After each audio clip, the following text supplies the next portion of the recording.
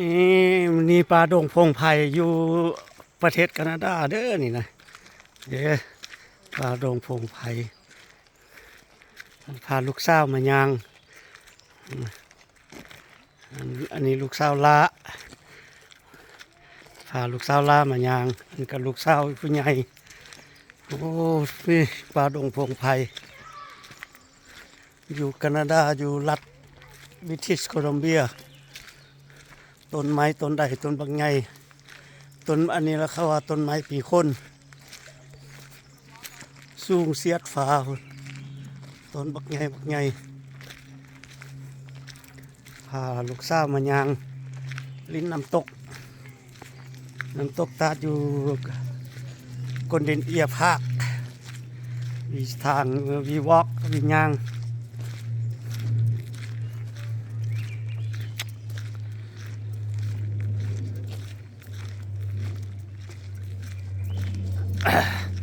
มาเด้อพี่น้องพี่มายางดำกัน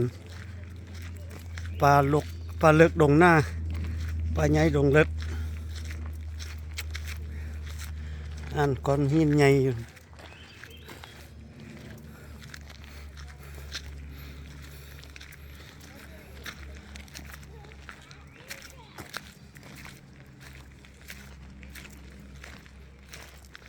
เด้ลูกสาวลายพอกันยางสายเมารถอีกน้าบูดเพิ่นเมารถลูกสาวลาเมารถมือนี่วัดเมื่อลาวแล้วขี่เป็น7-8 ชั่วโมง10 ชั่วโมงก็ยังบ่เมาบัดนี้ขี่มา30 นาทีแล้วเมารถ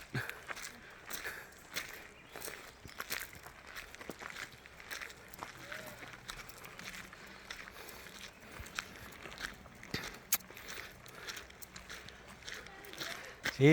ก็ไม้เป็นคนอยู่ประเทศนี้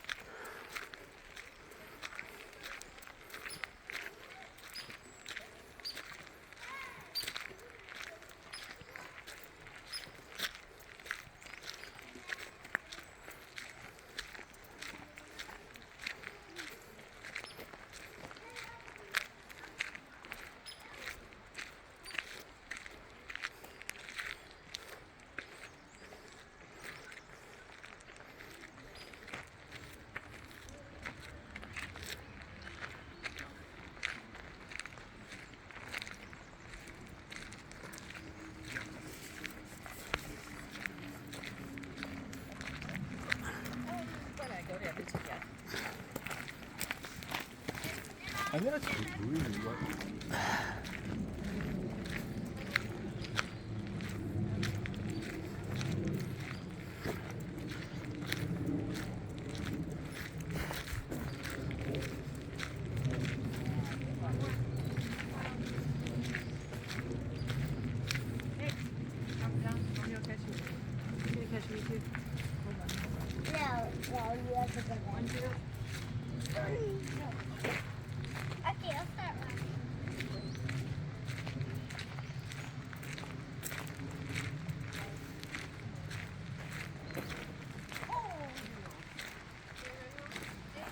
ได้ยินเสียงน้ำตกละ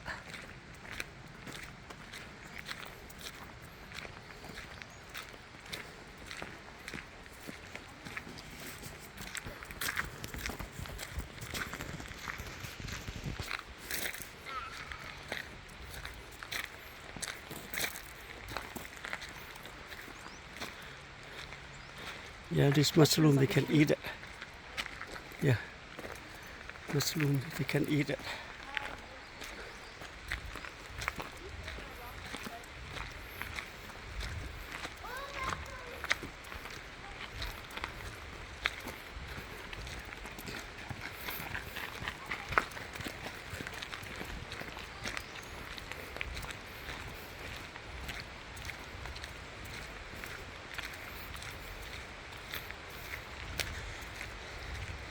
เห็นบ่ต้นไม้ประเทศแคนาดา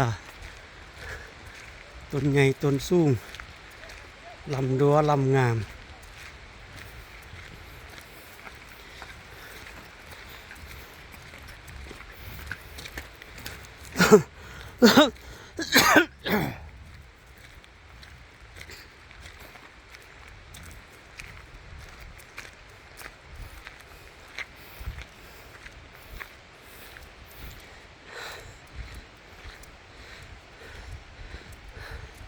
You better?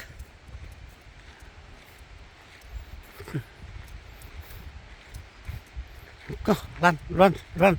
Run up, run up. Run up, run up.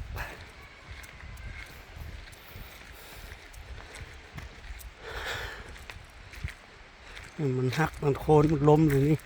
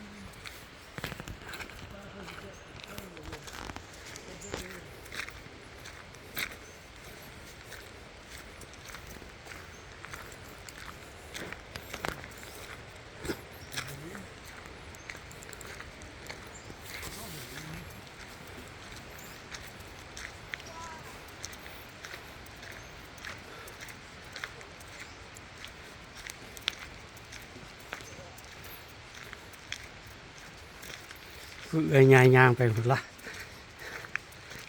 วับไปหมดละ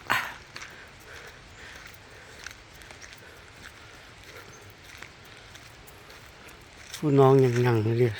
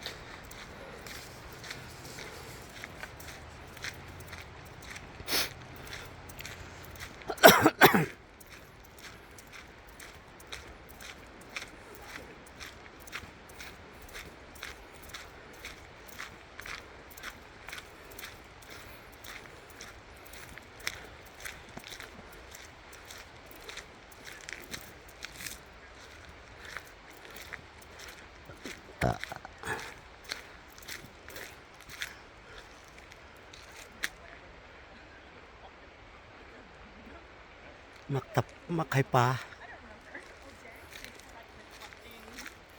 มักไข่ปลามักปัดอยู่บ้านห้องสิบ่